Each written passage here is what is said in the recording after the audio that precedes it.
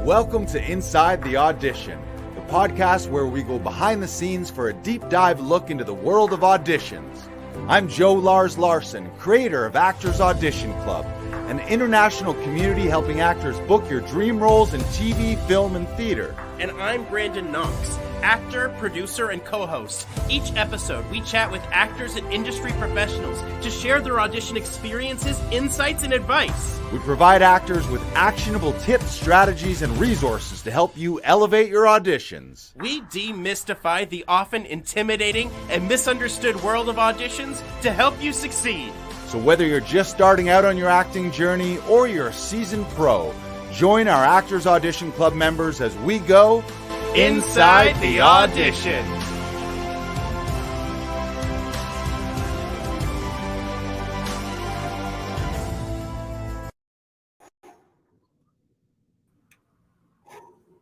Oh, hey there. I didn't even realize the podcast was on. I was just here doing my shoulder thingies. Yeah, just here nonchalantly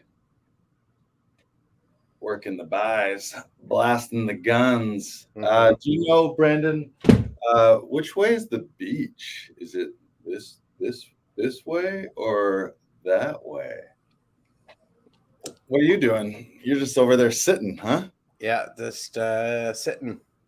Guys, look at Apparently this. not being as active as you.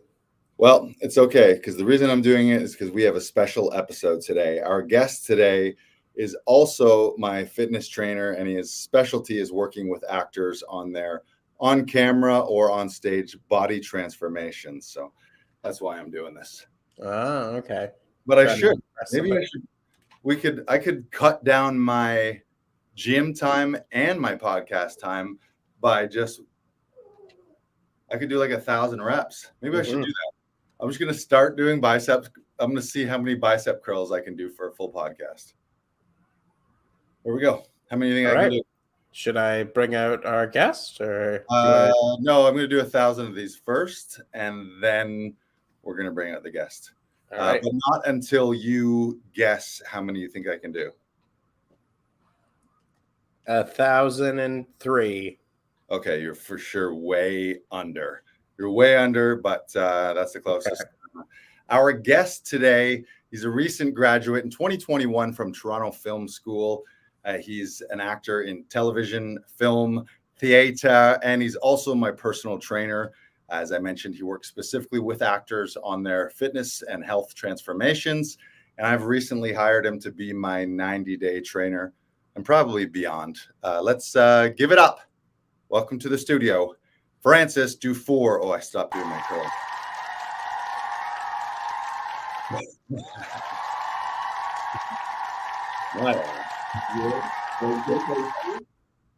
There we go. Nice girls. I gotta say, you're a quick learner, Joey. I'm going too. I know that I'm going too fast, but that's just for camera to look cooler.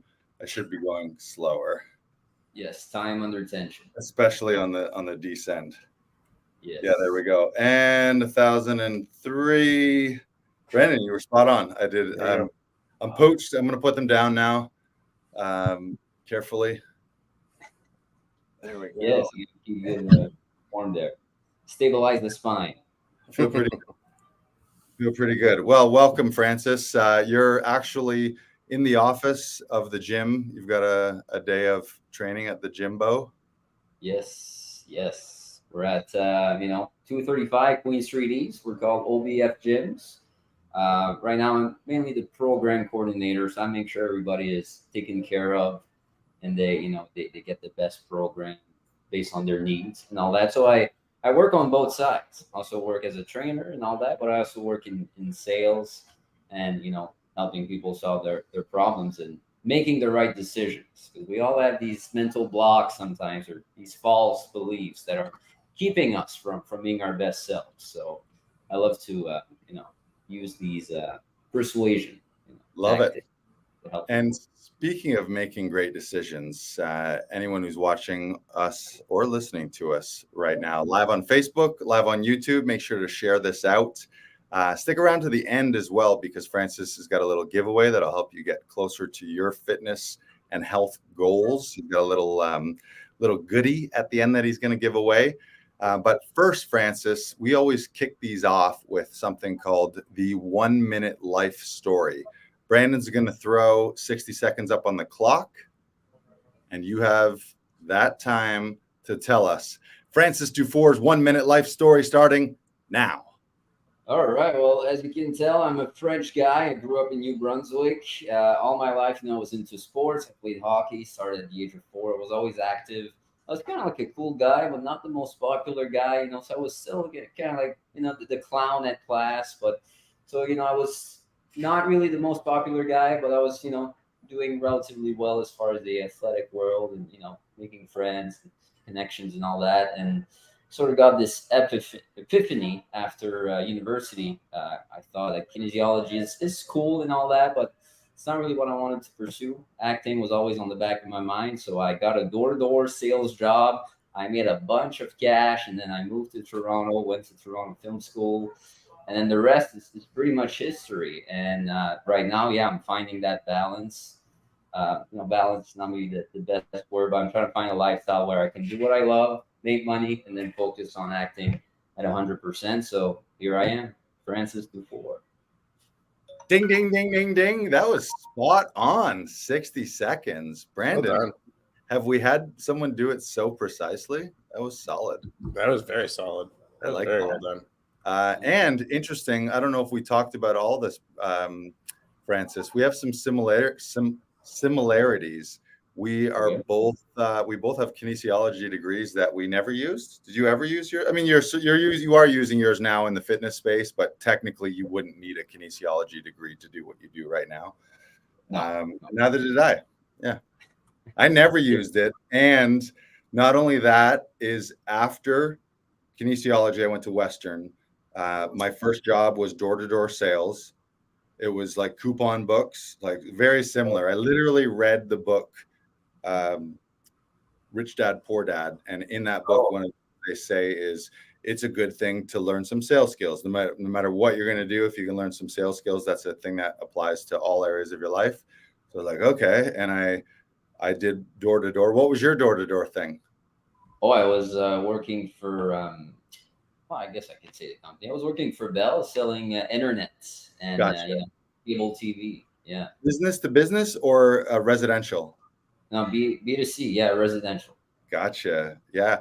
That's to anyone who's ever done that type of sales is like there's a certain breed of people that it works for. And then like a lot of people quit the first day, the second day. You got to be used to hearing a lot of no's. That's the thing that it really does apply to the acting world and even in my stand-up world. I did 10 years of sales, and it was like that. First of all, talking to strangers, meeting new people, having charisma to make an instant connection, but then to hear no a bunch, but be able to make your day on the 1 or 2 out of 10 or whatever the ratios are, whatever the numbers are. You didn't need that many, and you would have that mentality of the next no gets you closer to your yes. And I'd be like, do my thing. No. Okay, good. I got to run to the next place to get the yes. They just drop you off in the middle of a neighborhood too. Was that it? And you're just a lone ranger? Oh no, I had the luxury of my own car. Oh, wow. That what they did to you? They would drop you off and yeah, we would go to like the office, and then they would pile us in a van, and then they would take us to our like neighborhoods, and then like the team leader would come and rescue us at the end of the day. Maybe that's only because I didn't have a car at the time, though. Maybe there were people who had cars and they were driving to neighborhoods. So I might have just been mooching rides. So that's interesting that we have that similarity. And then what? Let's take it back. What prompted you to make the shift from kinesiology to Toronto Film School? And maybe the first question I have is what's your first performance ever?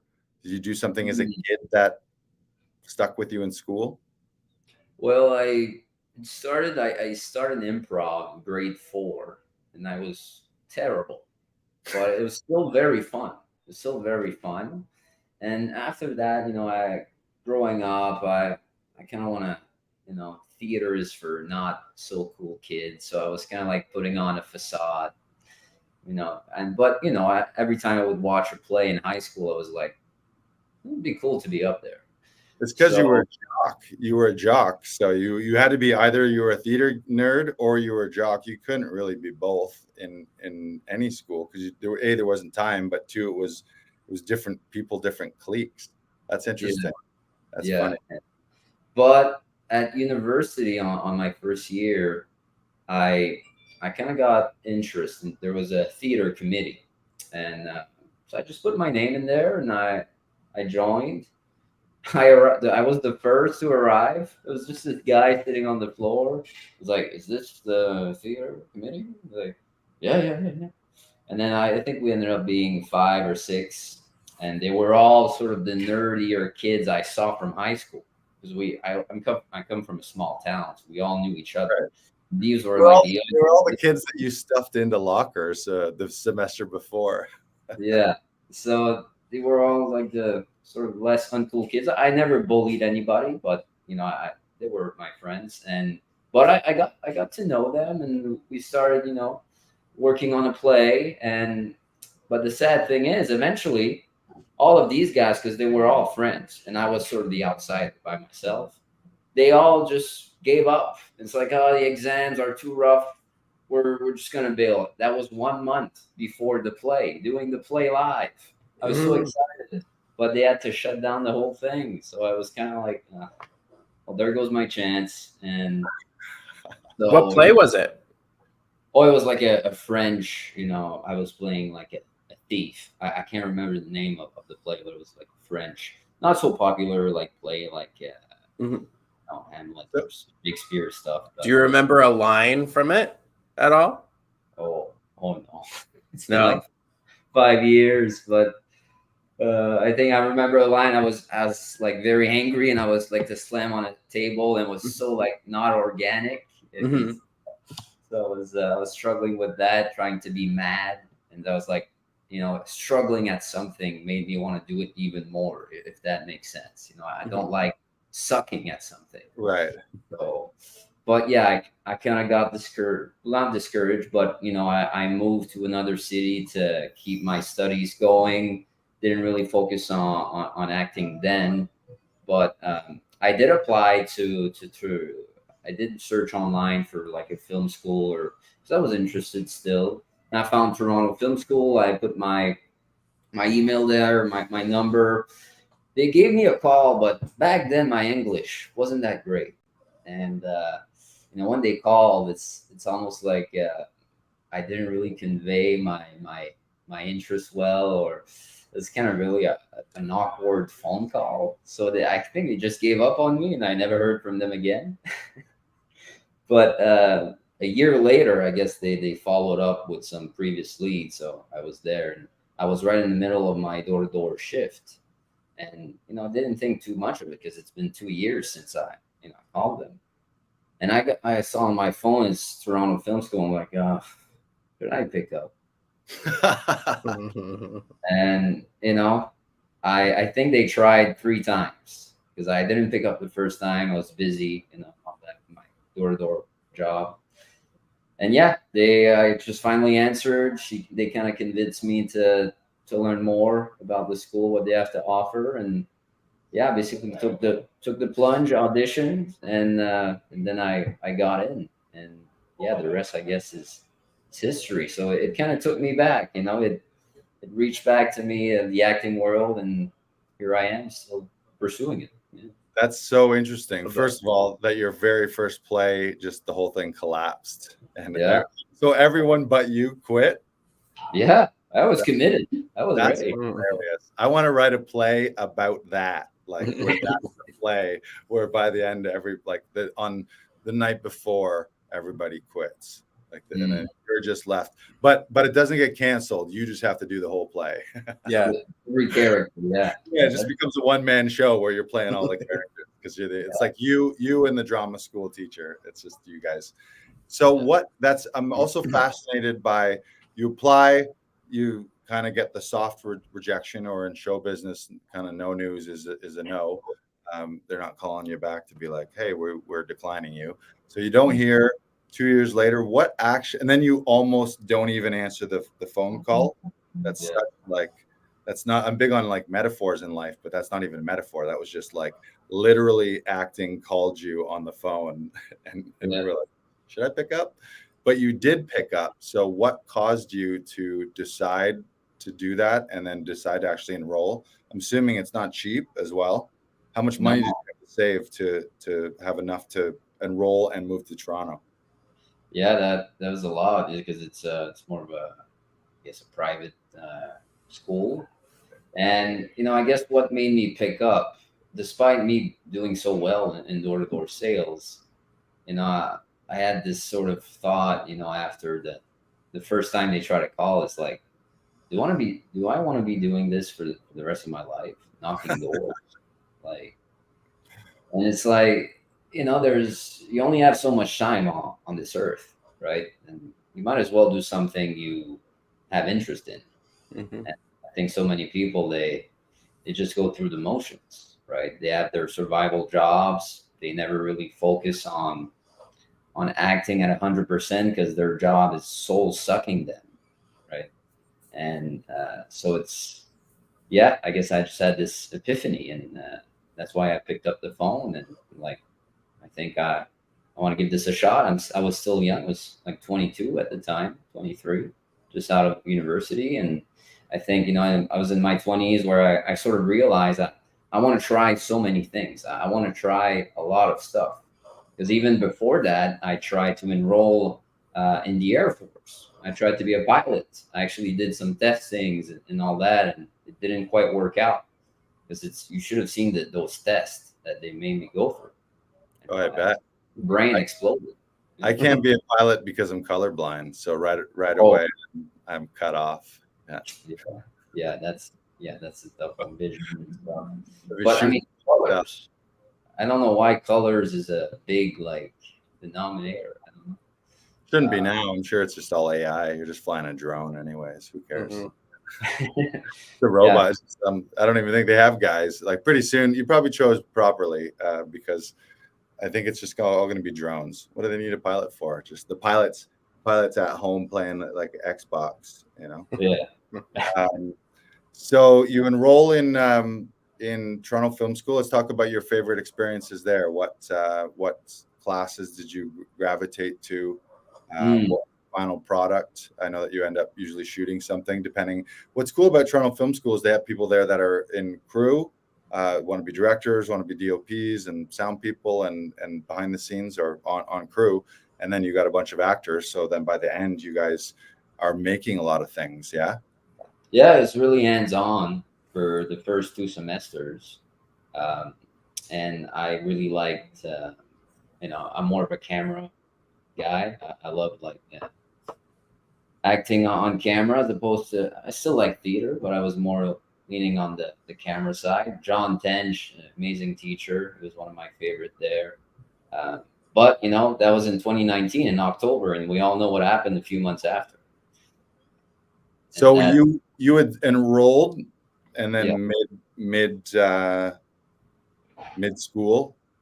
Yeah, 2019, and then 2 semesters. That was April 2020, and then boom, done, over. We're all online now on Zoom. Right. So for 12 months, I was basically, all my classes were online. They were pretty good the way they adapted to it. I mean, we had the options to defer, but I'm like, no, let's just keep going.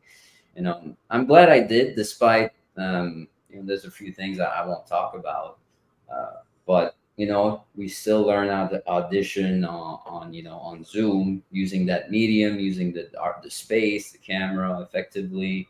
We still learn about the writing aspect of it, and so I still learned a lot. It's just that it would have been great to having this networking aspect with the crew members you mentioned, and having access to equipment and shooting our own short films at the final semester. So that was a bit of a challenge, but I'm grateful for having kept going, and also there.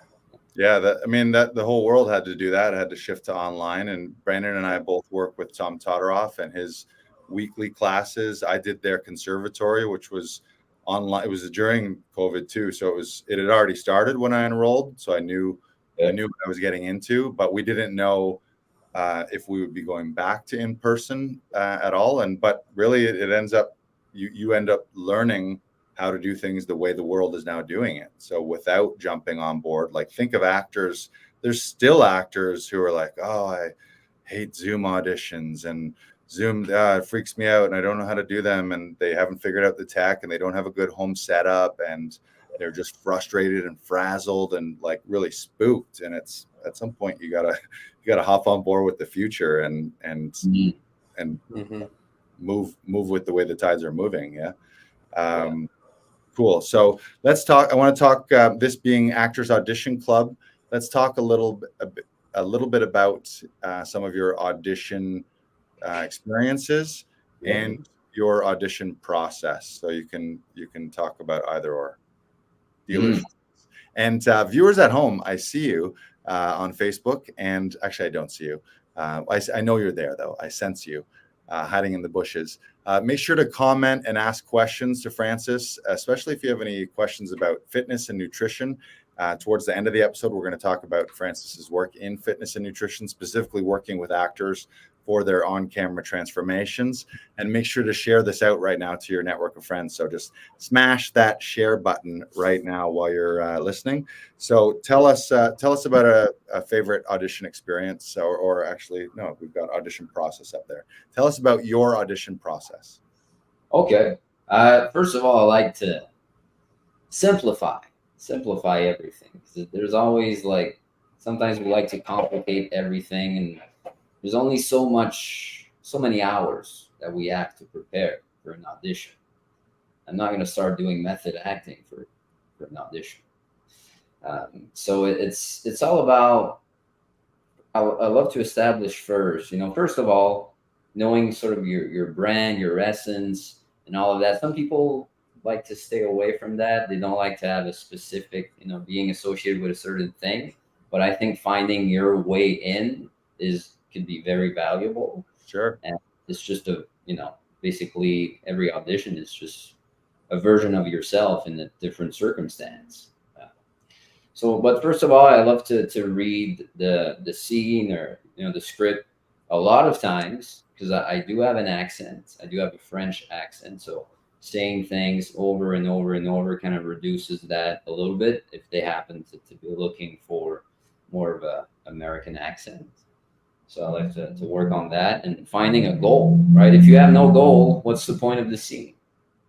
Right? So finding a goal, but not so much of a goal that doesn't have a clear, vision behind it.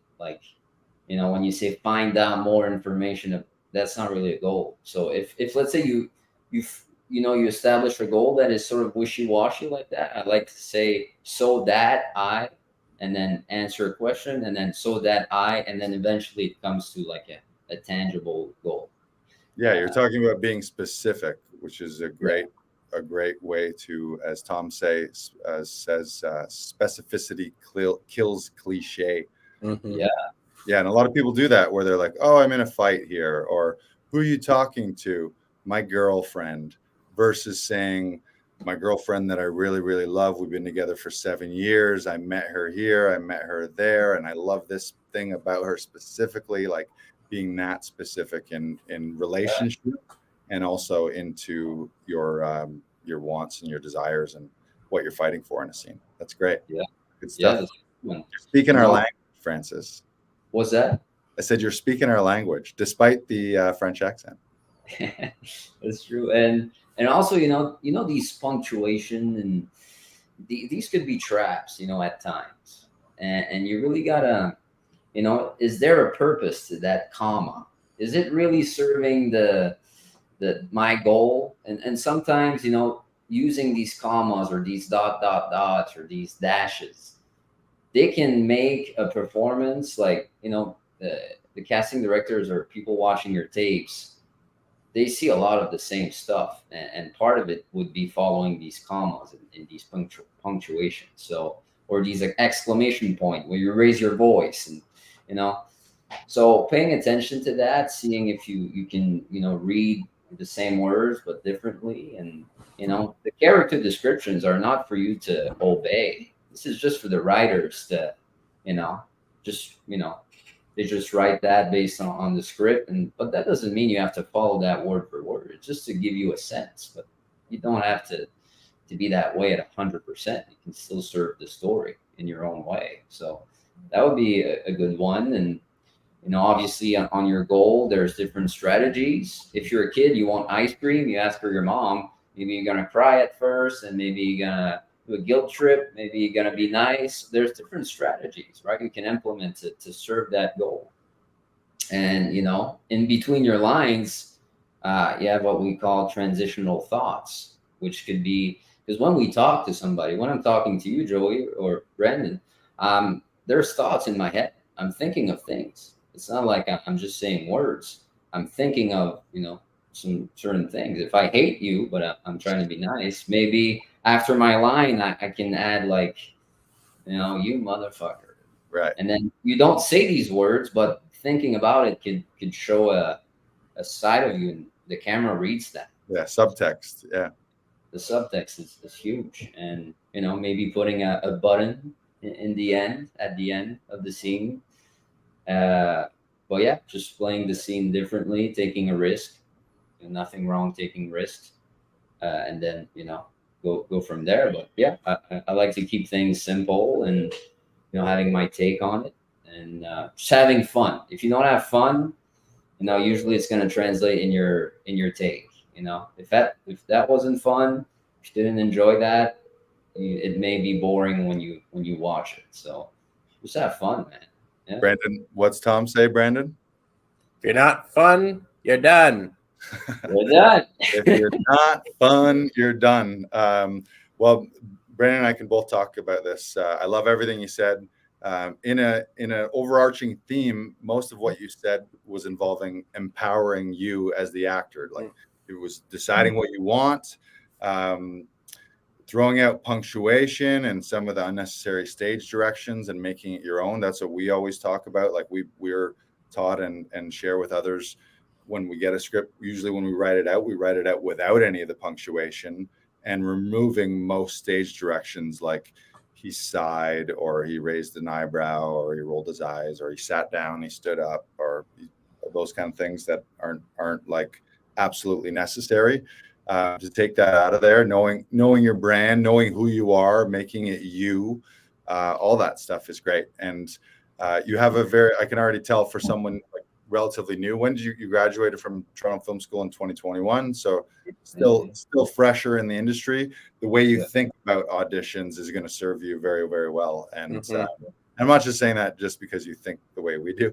I think. But that was a really good point. You said sigh. People start a tape. Everybody. Nobody does that in real life. Yeah. You kill your energy right there. Yeah.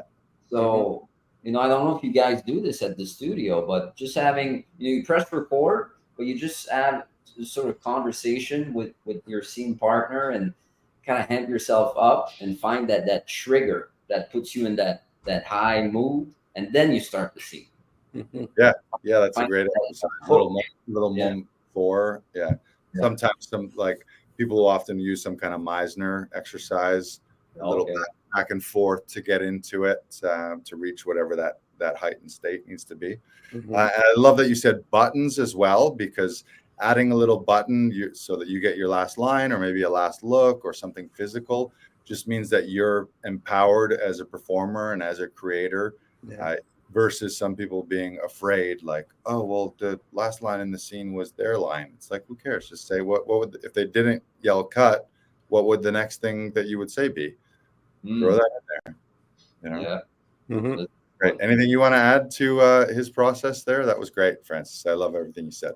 Yeah, it was really great. You have a very strong grasp of this, and like it's fantastic to see.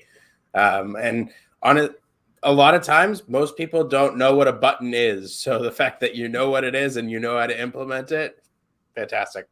Yeah, and what you just said there is like the moment before too, and talking about amping up into it so that you're not. What you don't want to see is you don't want to see the actor turn on like I'm getting ready to act and now I'm acting. Like you just want to see them in character from the get-go, right? Also having the transitional thoughts as well is a huge plus. Mapping out thoughts during a script is one of the most important things that you can do to really up level your auditions and any performance that you're doing. Right. Yeah. And in Todorov speak, we might link that to guidepost 6, which is discoveries. So having those discoveries in the moment, it's not all pre-planned. You're feeling things and thinking things and reacting to things that the other person said in real time, and having those actual, like, they say something, you have an actual thought, and then your words come out, or you say your words and then have a thought about what you just said, but actually in real time. So it seems like actual real life. Like you said, you were like, I'm talking to you right now, but I'm also thinking other things. And when I'm not talking, I'm thinking other things too. So loading it all up with that. Any fun audition stories you want to share from experiences that you've been through? Positive, negative, stuff that you've botched, stuff where you thought you nailed it. Well, commercials are always interesting. You know, I had this one where I had to get pizza and a Coke. And I don't know, I think I hate the old pie. I do like a scene where I'm savoring this, I'm eating this pizza, and then it was a pop commercial, so I had this can of pop, and I was savoring the drink, but I was blocking the TV, didn't realize it. My family was watching TV, and then I just had this, I don't know, it was fun to do. I got a call back for that, but I guess as far as good experiences, memories, I mean, I've been out. I just came back in May from New Brunswick, so I was I took I would say a long break from acting and all that, but I'm just looking to get back in the game now. But as far as like memories and all that, I would say that one. I know it sounds boring, but Zoom auditions. The first time I was very nervous. It's just a co-star audition, right? And then I was playing a cop, and I just had a couple lines, but they were so cliche lines, right? Drop your weapons now, that type of line. So it's like having to come up with. I guess co-star, we could talk about that. Like co-star sides are tricky. It's like, do you approach it differently from, let's say, a guest star side? Like a co-star, you don't want to stand out too much, because otherwise people will start wondering, well, are you part of this story, or you're just serving that scene in a subtle way? So I guess learning about this audition made me learn that, okay, maybe co-stars, I was pushing it too much. So that was a good learning experience as well. Yeah, that's a great observation. We talked about that, and we see, everyone at some point, you're getting one-liners, three-liners, where you're the hot dog vendor or the cashier or the taxi driver, where you're not, it's not about you, it's about the lead character, and you're just serving their journey, and you have that moment. So I think long term, you got to be thinking, what is your real goal? Is your goal to be a leading player in a leading in a leading role, and you want to keep your eyes on those prizes? But in the meantime, you also got to start somewhere, and a lot of times it's hard for you to turn down, especially if you're new and you're with a new agent, to be like, oh no, nothing but lead roles for me, please. That might not work out for you. But Brandon's talking. Brandon, you want to talk a little bit about nailing the small roles? You've taken a course specifically on that. Yeah, I always recommend that people take Lynn Cormack's Nailing the Small Roles class. She's great at dissecting scripts and really taking like something that's maybe one or 5 lines maximum, and like you don't have anything else to go off of other than those like couple things, and like really making a meal out of it. And it's fantastic. I always recommend that class. Lynn Cormack's Nailing the Small Roles class. I'll send a link. Awesome. And like I also find understanding story structure is incredibly important to really nailing an audition, and also nailing what it means to be a co-star and guest star, actor, principal role. And like, depending on what that is and where you are in the story, depending on how long the show or movie or what have you is, knowing that and where the climax is, where you're really just starting out, where you're introducing the problem, where the problem has escalated and it's about to ramp up and it's about to hit that climax, that can really inform how you do auditions. So if your audition does have a page number on it, mark that. Make sure you're looking at that. And like, if it's a 60-minute show, probably going to be about 45 to 60 pages. If it's a half-hour show, probably 30 pages to 22, somewhere around there. And understanding how that is structured will really help you in your auditions in the long term. Yeah, that's a great tip, Brandon. The pages.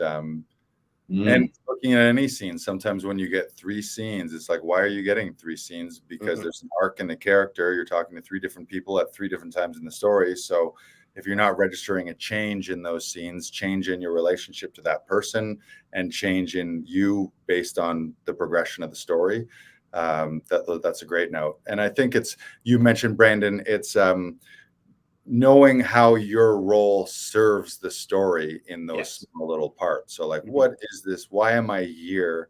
And then there's the more fun part, like in any role, often, whether it's small or bigger, you never get all the information. So then it's your job, rather than to worry about that, oh, I don't know this, or I don't know that, or what thing am I coming to, or who is that person in relation to me? How long have I known them?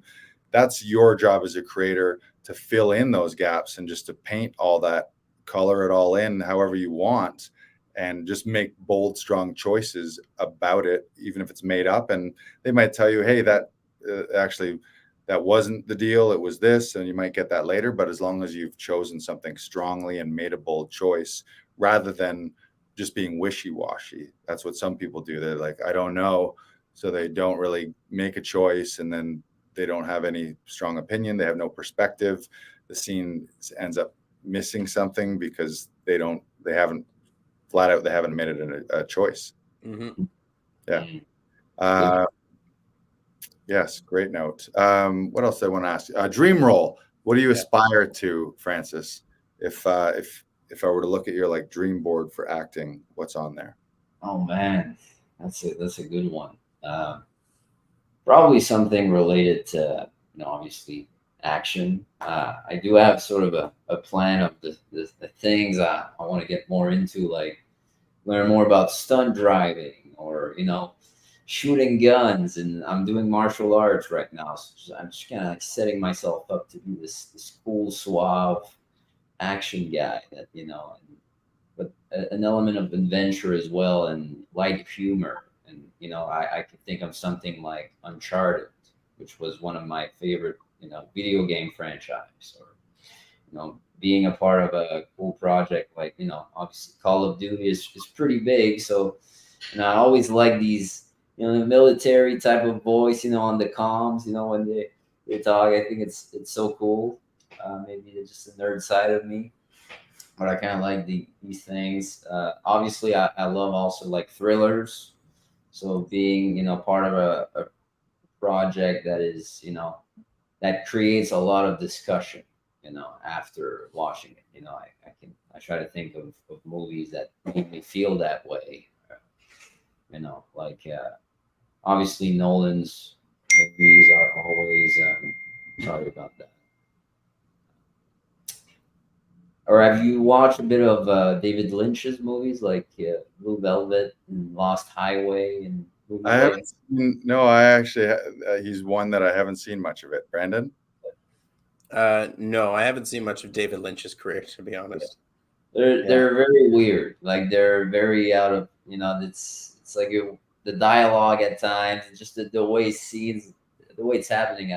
So I just want to be a part of non-generic projects, because right now it's remakes and a bunch of stuff that there's recycled, which I understand. It's it's a business. They want to make money and they want to make what's familiar to make the buck.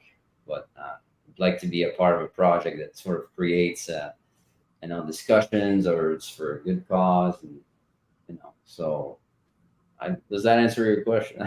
Yeah, totally.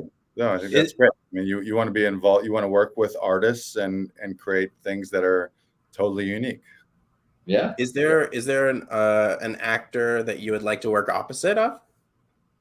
Oh, well, many actors. I wish Paul Newman was still alive. Oh yeah. Did you see the documentary about him? No, is there? Ethan Hawke just made a documentary about Paul Newman's entire career. Oh wow, I have to watch it. Yeah. I haven't seen it, but I heard on. I was listening to Armchair Expert, which is Dak Shepard's podcast, and Ethan was a guest on that, and they talked a lot about Paul Newman and his movie star Hollywood career. Yeah, wow, that's a good one. That's a good one. Oh, yeah. Well, he is alive with AI. You can be in an AI movie with him. There you go. Yeah. Everyone's trashing AI, but you're gonna get a chance to act with Paul Newman. Yeah, AI, it's a touchy subject. I'm sure you guys talk often about that, and with the deal they're trying to settle for with SAG and the strike and all that. And yeah, we're seeing it play out in real time right now. Yeah. But people were freaking out in 2000 with the internet. Right. We're still good. We're still fine. So maybe it's just an overreaction of this phase that we're in right now, which is AI. As long as, I think the human connection is important. And, I don't think it's going to go away anytime soon. Like, yeah, maybe sitting in your living room and typing, write me a movie with Arnold Schwarzenegger and Tom Cruise, going on a treasure hunt, whatever, and then it With creates by itself. And Mickey Mouse. Yeah.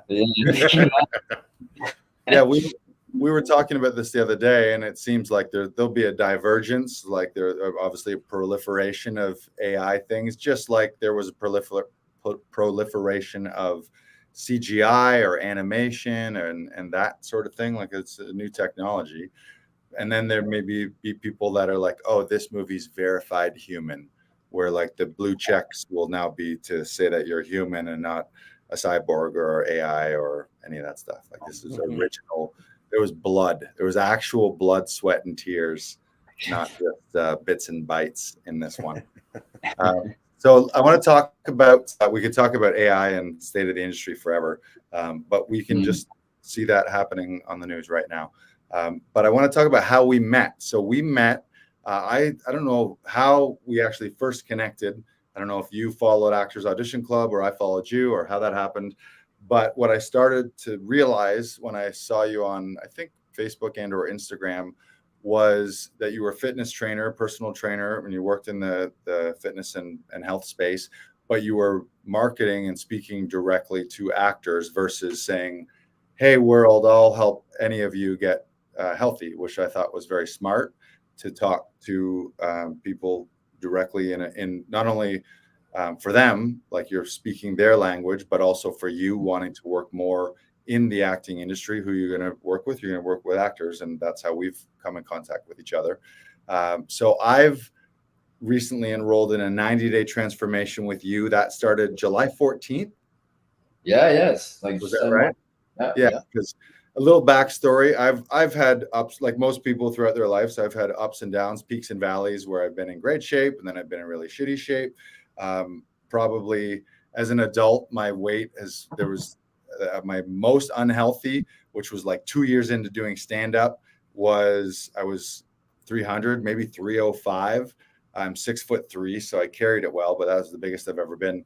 But that was late night McDonald's, late night pizza, lots of beer and booze at stand-up shows and after bar. And then in the morning when you're hungover, what do? You get greasy breakfast. So that was kind of like my low point. And then it's been ups and downs since then. And I recently had been in one of those downs where I'm not in terrible shape, but didn't have a regular workout routine. My eating was all over the map. Like I was didn't really have any kind of like nutrition plan, and was eating not horribly, but not good or consistent. Like there was just, it was all haphazard. So I was just realizing that I'm sliding down a slippery slope, and I'm 45, so I don't want to get worse in health as I get older. I want to get better. So I was like, you know what? I'm going to reach out to Francis, and I'm going to learn about his program.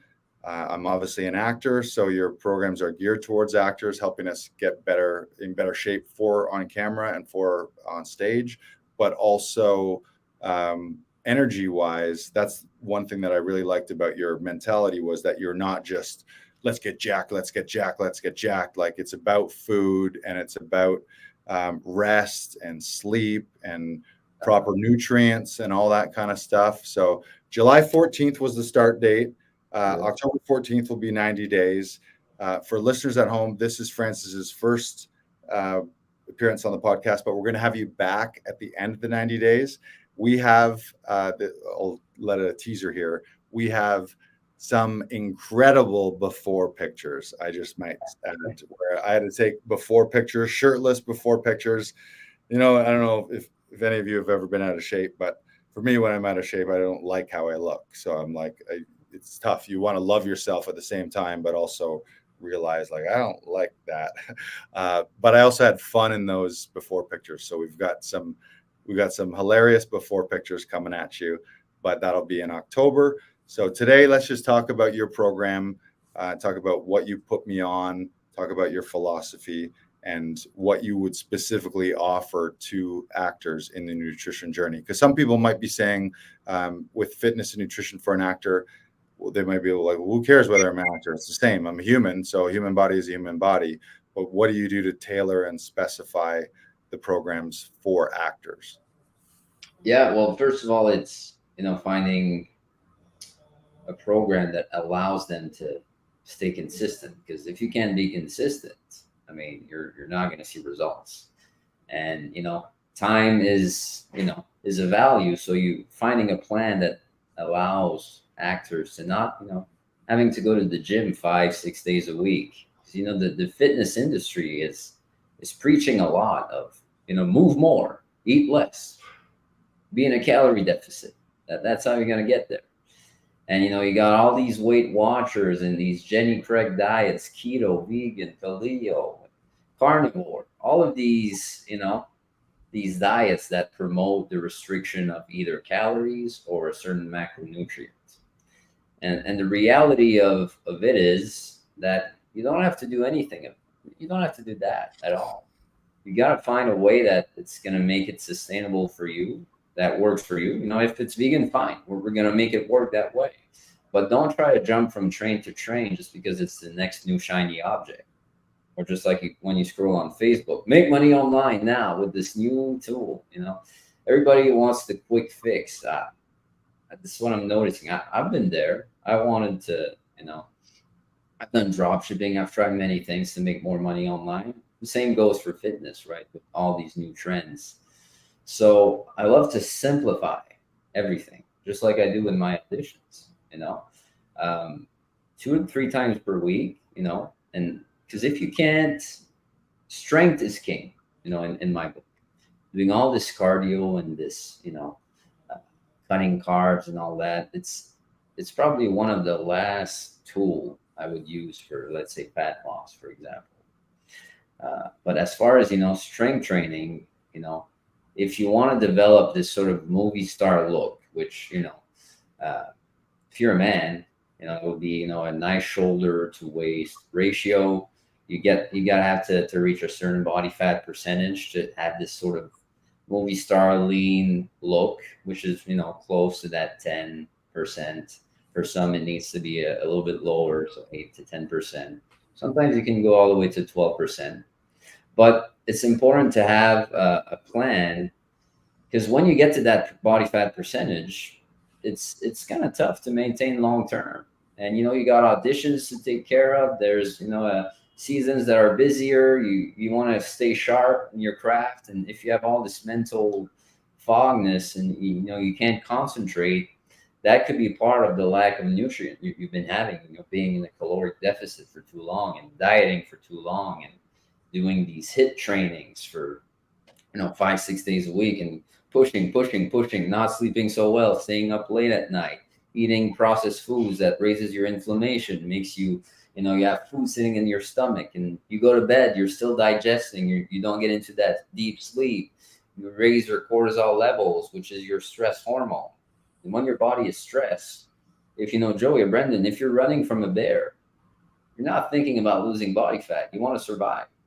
The same goes for that. If you keep not resting well, you push yourself too much, you undereat or overeat, that just raises your cortisol levels. You hold on to more body fat, especially in the midsection. That affects your mood, your energy. I know a lot of actors who are stressed and anxious all the time. The business is already stressful as it is.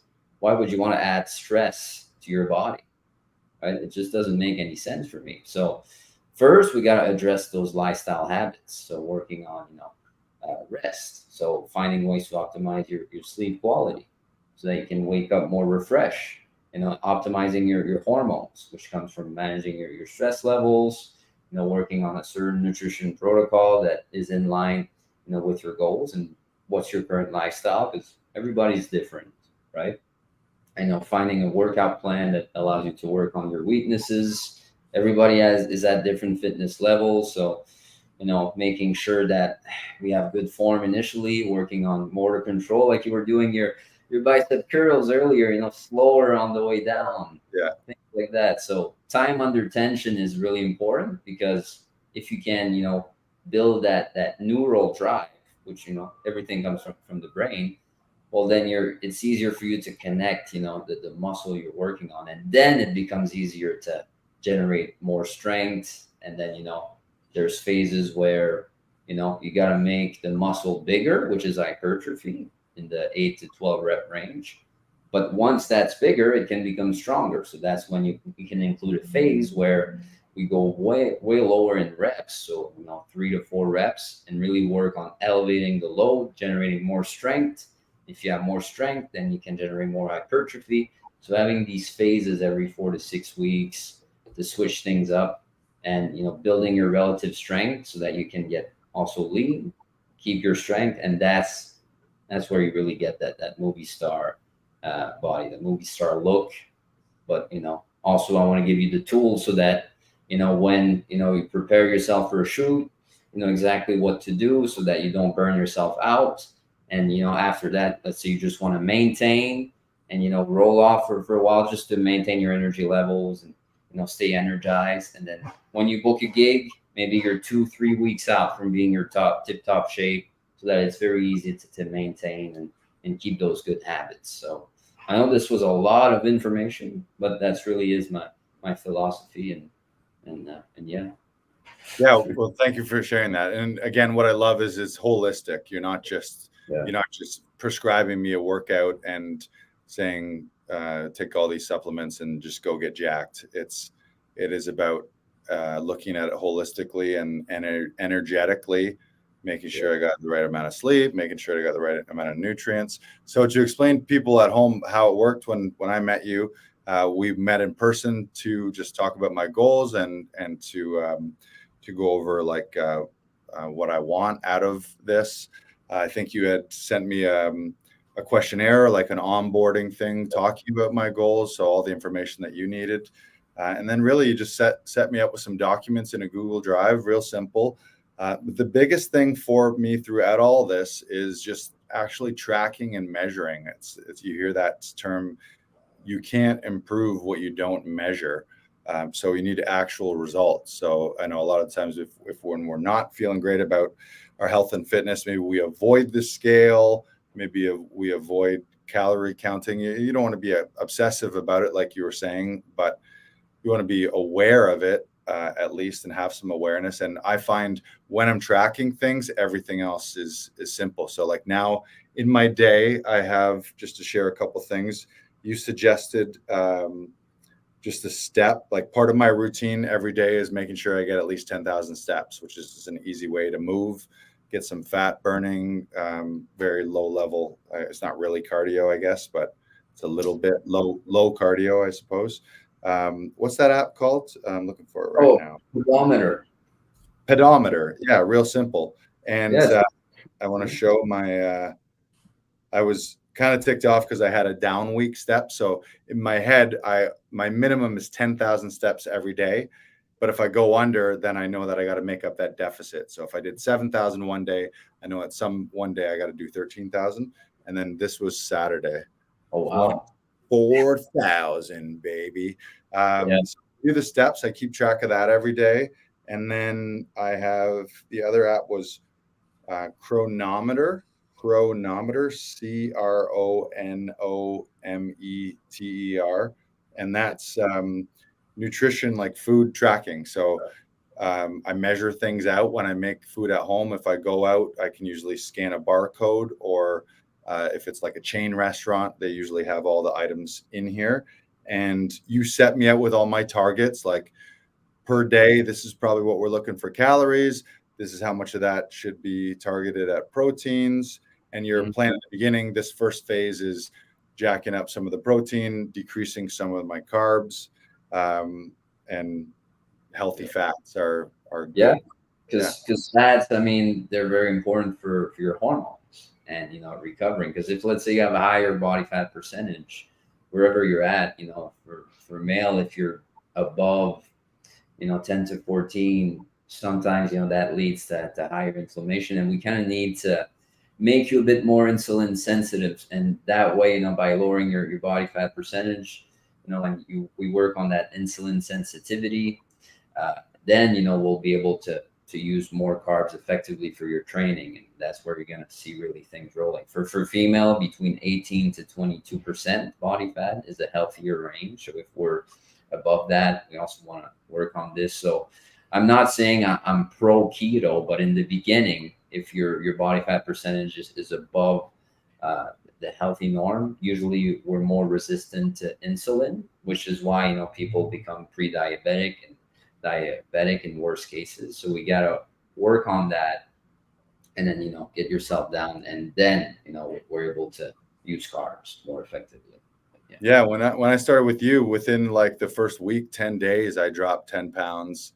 Probably two things. I was moving a little bit more with the walking. Three things: moving more. It's funny how simple it is. Like, everyone knows, what do you move more, eat less shit, like, or move more, eat healthier foods, or like whole foods, real foods, not things that come in a box or come from a factory.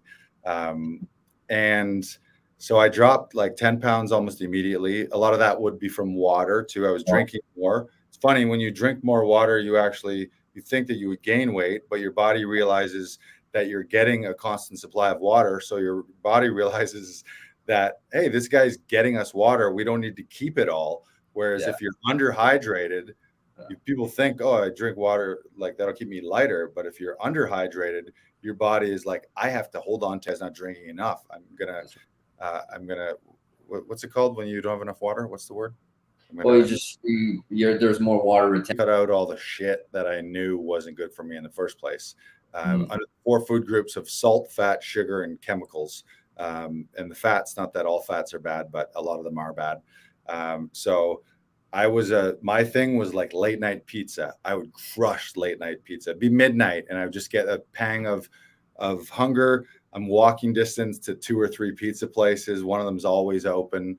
So I would go grab 2 big giant slices of pizza at like midnight, eat them, watch some Netflix, and go to bed. So it was like good night pizza, which feels amazing, but then you don't sleep as well. You wake up kind of groggy, and you got a pizza hangover when you wake up the next day. And what I've noticed is like the whole food. So it's mostly like, I'm not currently vegetarian or vegan or anything. So it's fresh chicken breasts, chicken thighs, eggs, fish, ground turkey, that kind of thing. And then vegetables and fruits like blueberries, frozen berries, that mostly berries, some nuts, olive oil as my oil, unsalted, grass-fed, healthy butter. yeah, and those are like, that's kind of my core things.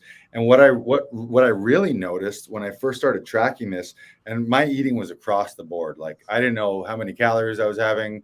I was getting frustrated. I was eating too much out. And in my head, I'm like, it's been so long since I properly grocery shopped and meal planned and made healthy stuff that like, I don't even know what to eat. Like between COVID and people switch to Uber Eats. Like I have no like sense of what I'm supposed to be eating and how much. Like I was kind of lost. I thought that several times of like, even if I wanted to, I don't know what the fuck even to eat right now. And you get so much mixed messages online. This is good. This is bad. Like you hear the mixed messages. So it was tough. But eating whole, real foods versus processed foods, way less. Like today, I actually had for a commercial, I ate some McDonald's French fries for a commercial audition. I ate some McDonald's French fries and also an A&W commercial where I ate a A&W chicken, like a junior chicken sandwich. Aside from that, that's pretty much the only fast food that I've had, like not really eating tons of bread. And what I've noticed in tracking those is it's amazing when you're only eating real, healthy, whole foods, how much you can eat. There was days early on when I was tracking where it was like, normally I'd be like starving and really hungry, which is probably insulin going up and down and blood sugar going up and down, where I'm like, fuck, I gotta eat right now. And then now I'm finding I'll look and be like, oh crap, I'm supposed to eat 400 more calories. Okay, guess I'll go eat some, like where it's like almost like a treat or a gift, where it's like, ooh, I got 400 calories left. And dark chocolate, that's my like main vice, is when I want some treats, it's just straight up high percentage dark chocolate. But that's made such a huge difference. I feel better, I feel lighter, I feel more energetic, and I don't eat as much shit. And would you agree that has impacted your auditioning, because you booked it? Oh yeah. So fun story. Two things that I want to share. I think you both know this. So the day we meet, you asked me what kind of roles, and I said, well, I want to be in shape so that I could pull off sports roles, or at least X professional roles. Like maybe not. I'm a little older, so I'm not going to be sold as a 20-year-old phenom coming into the league, but as a guy who looks like he could healthily play sports, and also like military police type roles. And then you asked me like who's an actor that you would reference, and I've referenced in the past Chris Pratt's transformation from doughboy funny boy in Parks and Rec to when he started getting jacked for Jurassic Park and Guardians of the Galaxy. And I'm a big believer in like manifestation and synchronicities. Literally that fucking night after we had that conversation, so I say military roles, Chris Pratt, I get an audition breakdown from my agent for a video game where the role is military, and in the character reference breakdown, there's a fucking picture of Chris Pratt. I know. That's perfect. So, and that's such a good lesson that I think more people need to realize is, if there's things that you want and things that you want to be and places that you want to be in your life, start taking the steps to move yourself forward. Like, and another example is, if you wanted to travel, if your dream is to be a world traveler, but you never applied for your fucking passport, you need to go get your passport. And maybe you need to start looking at travel websites or brochures or learning about countries, or maybe you need to get some vaccinations for countries that you need them for. Like, you take all the steps under your own control to move you closer to your dreams and your goals. And then all of a sudden the universe is kind of like, well, you've kind of done half the work, so here's the other half. And it was the same day. Like that it blew my mind, but now in life it doesn't blow my mind. It's more like, oh, that makes perfect sense. I made the step to invest in myself and some body transformation. And then so that happens. And then the second thing is like 2 weeks, would it have been? Yeah, 2 weeks after we started together, I book a lead role in an episode of a new series that shoots at the end of August. So I'm like, how fucking perfect is that? Instead of booking it and then being like, oh, I kind of look and feel like crap right now, maybe I'll get in shape for camera. I'm already 2 weeks in when I booked it. then I know I got 3 more weeks to work with you to start looking good, feeling good. You know, they say the camera adds 10 pounds. So I'm like, I got to lose at least 20 then. Yeah. So, No, I mean, it's been great. And it's different for everyone, and everyone has their own different goals. But I think where it falls is being your best health, and you want longevity, and you want to live a long life with good energy too. I think that's where it comes down to, not so much how do I look or how much weight I can lift. It's how long am I going to live, and during that time, ideally, most of it's high energy, good energy, because that's really life. Is a lot of times I've had periods in my life where I was probably depressed, but I was like, it was low energy. What marks depression, whether I was a life thing or whether it was shitty eating or I was overweight, and that kind of weights you down, and probably inflamed from eating garbage food. So just everything was heavy, but you want like good positive energy, and being on set too, like those long hours and long days, it's real easy for you to throw your food out the window or throw your sleep out the window. So let's talk a little bit about that. Like what advice, I'm going to be on set for a week. So what's some advice for an actor preparing to be on set? How do they manage their energy? How do they manage their fitness, working out maybe in a hotel or a trailer? And how do they manage their nutrition? Yeah. And it's a good point. You know, you want to put the best chances on your side. You know, your body is your instrument for acting. So what's the reason for you to not fuel it properly so that you can perform? I mean, would you put this show in a Ferrari? I mean, I don't think it's gonna run that well. It's not gonna drive that well. So you wanna, start that foundation.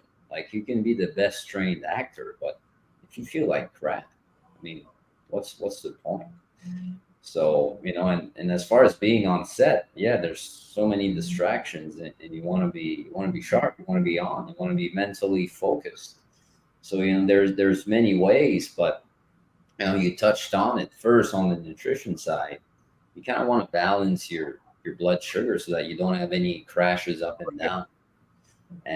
But that also doesn't mean that you want to fast all day, because if you do fast all day, well, eventually cortisol levels are going to spike. You're going to be at that fight or flight mode for too long, right? Because you have no food to digest. So if it stays down for too long, sorry, and then let's say you had more coffee and all that, eventually you're going to crash as well. So you still got to balance your blood sugar, and a good way for that was, you know, as far as snacks, you could bring snacks on set. You know, you mentioned nuts. You know, berries are great. They're full of antioxidants as well, so they're good for that. They keep your energy levels high. If you have a sweet tooth, maybe 85-90% dark chocolate, couple squares. You know, doesn't really spike your insulin that much because there's, you know, it's closer to few ingredients, but cacao is the main ingredient. It's not sugar, added sugar, right?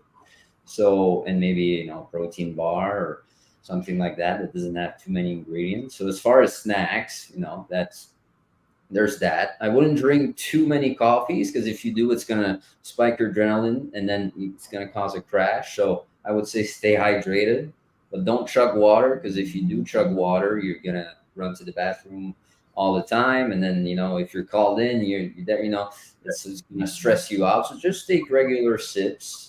Otherwise, you know, it's going to dehydrate you. If you drink too fast, you're just going to pee it out. And, you know, as far as when lunchtime hits, you know, perhaps focusing on protein.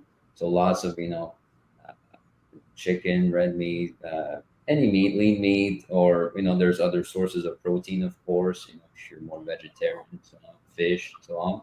And fibers is huge as far as your carb source, because that doesn't spike your insulin as much. So leafy greens, you know, cruciferous veggies, and, you know, if you want to offer a bit of potatoes or rice, you know, if you have a side for carbs, that's fine. Just don't, if you go for seconds and, you know, you go ham on the pasta and you fill yourself with 2,000 calories in one sitting, well, you know, in a couple of hours, you will probably get a crash. You will probably feel very tired. And then you'll add a coffee to that, and then an hour after that, you're gonna feel even more tired, and maybe it's your time to opt to shoot your scene after that, and you feel like you're just not in, you're not dialed in. So it's all about balancing that blood sugar, not eating too much, but also not eating at all, because you're gonna get cranky, hangry, right? So balancing all that, and regular stretching. So maybe stretching in your trailer just to keep the blood flowing. Go on walks, maybe every 30 minutes if you feel like you're sitting for too long. Pump yourself up with some music. Just keep yourself in a good mood. If you like to socialize with other people on set and that brings you energy, that's fine. If you like to sit more in your trailer and chill out, listen to music, or focus on your line so that you're not stressed about it, that's fine too. I mean, whatever works for you. But as far as the nutrition side and stretching, water, and all that, that would be sort of my ideal day on set, so that I'm focused. Love that. Thank you. And you talked about eating on set and eating the craft services. I was super guilty of that, like especially a while back in starving artist mode, where all of a sudden it's like, ooh, I booked work and I get a free buffet, and you're just like loading up on everything. You're getting the big takeouts, like where it's like you in your head, you're like, I want to get my money's worth. Like I'm getting paid and I want to eat $100 worth of buffet meal. I'm eating lasagna and mashed potatoes and 3 kinds of pasta. So yeah, I'm guilty of that. And I'm a big, like a weakness and discipline for me in the past has been just bowls of things lying around. I think that's changed a little bit with COVID, where it's more like pre-seasoned portions, but like bowls of chocolates and bowls of chips and bowls of pretzels. I'm a guy who in the past doesn't walk by that ever without grabbing a handful of it. And then you add that up, it's like, oh, I ate an extra 1,000 calories in greasy potato chips, and then you're wondering why you're falling asleep in the afternoon. So I have had that up and down on set where you're like, I can barely keep my eyes open, which is not peak performance. So thank you for sharing that. Any other like workout tips for things? Often actors find themselves in hotel rooms or in the trailer. Yeah, I mean, body weight is always king. If you can do push-ups, any pull-ups and squats, I mean, these are the baseline movement. Also lunging, squatting, maybe doing some planks. These are, you have always access to work your body and use, your body weight to do things. If you have bands, that's great. You can maybe tie it to a wall, do maybe some face pulls, work on your posture, your shoulders. You can do some bicep curls with those bands. You can do some shoulder lateral raises. Maybe, have it in a corner, do some chest flies. There's always ways you could still, work with bands. Cool. I'll buy bands and bring them up and have them in my hotel or in my trailer. That's great. Yeah. And, if at your hotel, any clients that, if they show me pictures of what equipment they have access to, I can come up with a quick, workout on the fly, just so that you can do something as far as that. And, as far as hotel food, like if you you're in a couple of days at the hotel before, working, you can always bring like frozen meat and ask if there's a kitchen in your room, and then you could put that meat in the fridge, and then you have actual protein to cook. Or there's ways to bring food if, let's say, you have the option, the luxury to bring it to your hotel room. So things like that. And you don't have to stick with Uber Eats. You could quickly go to Shoppers or Sobeys or whatever Loblaws you have. Just do a quick grocery haul if you're there for a couple of weeks, and stick to the dry stuff, maybe non-perishable stuff. Bring some protein bars, your whey, or any other snacks like I mentioned earlier, just to make things easier for you and maybe less expensive as well. Because Uber Eats now is what, $30, $40? It's always expensive. Yeah. Brandon, do you have any questions for Francis? Health, fitness questions from the perspective of an actor? No, I think everything was really answered. All my questions were very well answered. So it sounds like a great program. we have Francis. You have a document that you sort of your philosophy and of the things that your programs take care of. We're going to share that right now. You want to drop that in the comments for us, Brandon? Mm-hmm. Yeah, so it's pretty in-depth guide. I mean, it's over 30 pages, I believe. Yeah, it's very. So anything from, these, I call this the movie star lifestyle habits to build upon, like the steps we've been working on, the amount of, fibers, the amount of water that you would need, sleep. So there's guys relating to that. So I would advise these would be the first thing to work on that really builds that foundation. And then, we get more deep into how to calculate your own caloric needs. We can dive into to macronutrient, but if you're not quite ready for that, you can just build your meal off of your hands, right? Building portions, just regulating your portions. If you're not quite ready there to calculate on an app and all that, but these options are there. And obviously there's a sample of a workout program with these 3 phases. So muscle endurance at first, then hypertrophy, then more strength based. So there's ways to progress. And as far as training, always go harder than last time. Just keep the slight amount of challenge, leave maybe 1-2 repetitions in the tank. But, always keep that, give yourself some challenge, because if you just go through the motion, it's going to be hard to progress. So, always have a strong why, just like in any scene. Have a why, have a goal, and remind yourself of that. Have a support system. Obviously you can ask me any questions if you have any. But yeah, maybe have a friend or a fellow actor that you could do this with.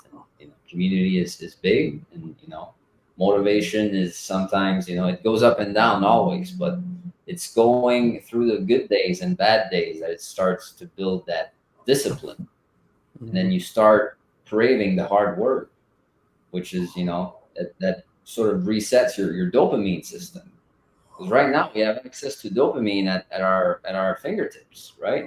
Uber Eats, TikTok, 5-minute reel, 5-second reels and all that. So that really fries our brain. Just gotta, sometimes we gotta get through the hard stuff and reset that dopamine system so that we start craving again the hard work, and we feel like we're rewarded from that. So sometimes, yeah. That's so true. Anytime I've fallen in and out of the habit is when you're out of the habit, it feels like so much work to overcome just the lack of momentum to go to the gym once. And then once you're in a regular habit, your body kind of feels like, I got to go. Like when you don't go for a few days, you start feeling restless and start feeling like that's the habit you're out of. So it does reverse. Now, so thank you for coming on today, Francis. And just to let everyone know, here at Actors Audition Club, a big reason why I wanted to bring you on is we want to provide more value to our members. You've already dropped that workbook, the Movie Star Body Lean Bulk Blueprint. People can download that for free to start getting some free information. But the thing is, all the information is out there. For most people, it's like, it's not really an unlock of like, oh, he gave me the magic potion. It's finding the personal discipline to actually do the work. And for me, I always find that when there's skin in the game. So, and one of our coaches, James Wedmore, he uses the term that transformation begins with the transaction.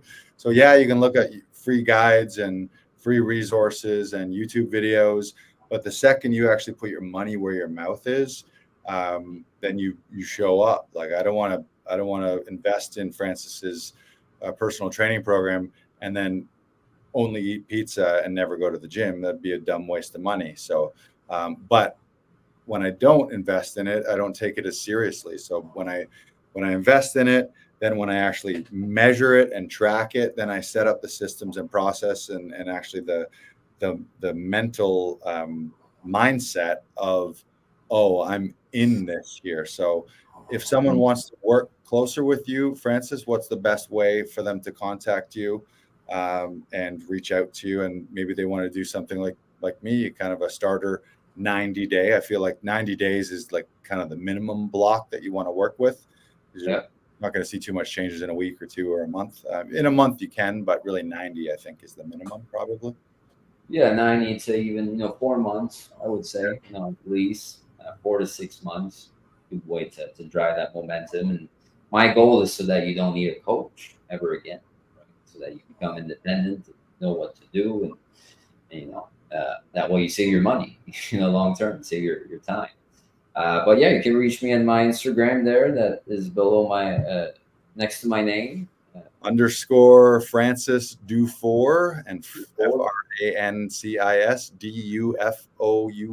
Francis Defour, or you can reach out to us here at Actors Audition Club. Yeah.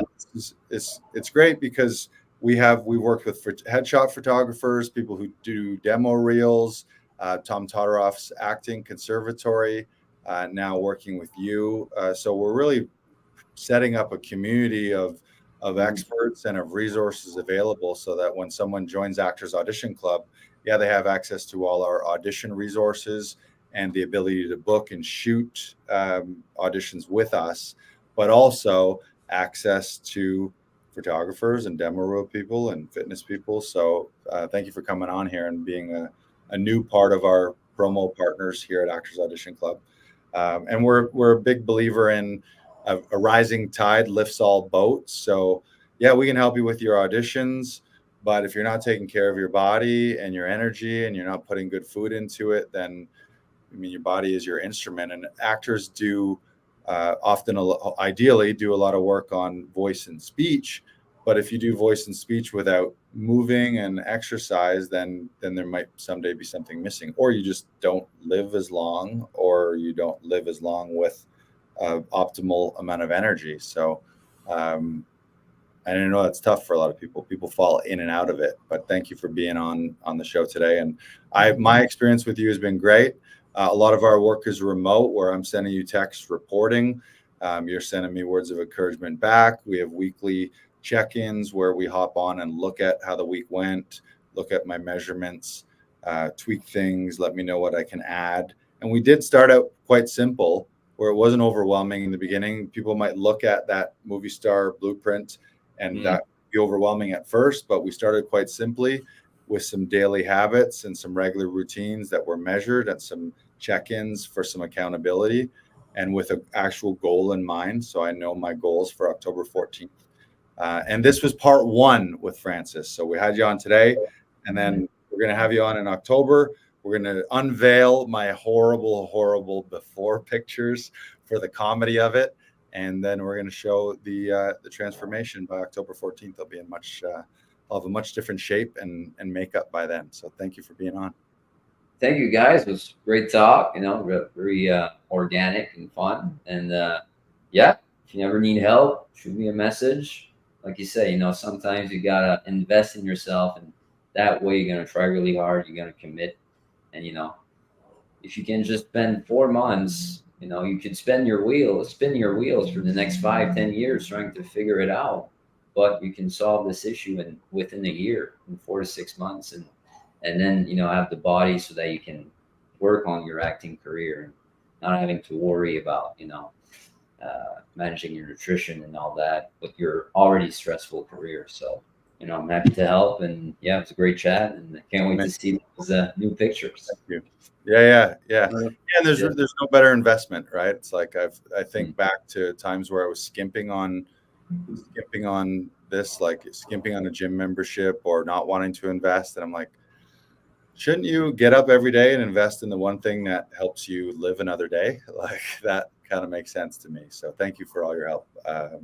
Let's all live a long life to 100, 120? To live long. Yes. Live long and prosper. Here we go. Yeah. All right, guys. Yes, thank you, sir.